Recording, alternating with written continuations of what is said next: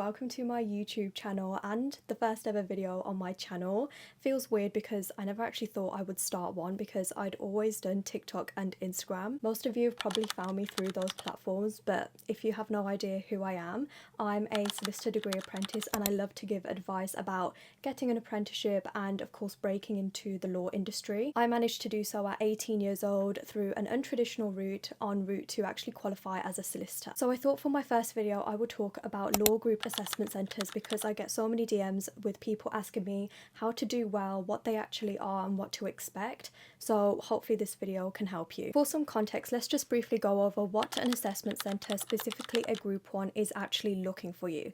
Now, so many people think that you need to take the leadership role throughout and try and get in as many words and as many points as you possibly can, but people miss the key thing is that it's a group assessment centre. The assessors are going to see how you actually work as a group and you use your group working skills. For example, teamwork, negotiation, communication. All of these skills are going to be assessed because you can't really assess them in something like an interview. You're going to use those skills when you actually become a solicitor apprentice, when it comes to working on projects and even working in teams. So of course it's actually important to know what the assessors are looking for so you don't end up preparing incorrectly. My first tip actually links to what I previously said, which was about taking the leadership role and putting your points ahead. So many people think that they should either continuously take the leadership role throughout their assessment centre or they should allow everyone else to speak and not really contribute as much. However, you want to make sure that you're actually meeting in the middle of this. Now, I personally did this by sounding confident in what I was saying. Now, when it was my turn to actually talk in my group, I made sure that I explained my point with confidence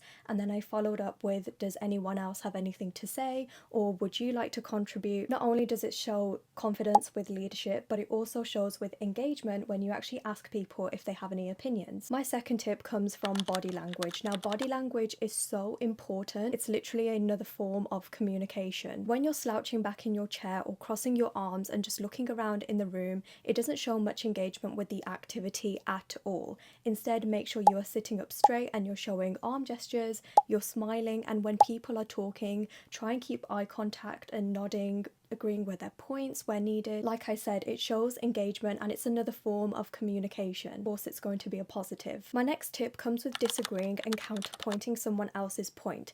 Now, so many people actually struggle with this because a lot of us have not really been in the professional situation of where we need to counterpoint someone's argument and put something ahead that we think that should be important and taken into consideration. A way to approach this is actually recognizing what the person has said and then counter arguing in a respectful way. You can say something like, thank you for sharing your point, however I think this would also be good, or I think this would be better. Recognizing what someone has said and showing that you're actually listening is another skill that you need to develop and use when it comes to group work. And you can actually do this even if you're not disagreeing with them. If it's your turn to speak in the group, you can simply say, thank you for sharing your points.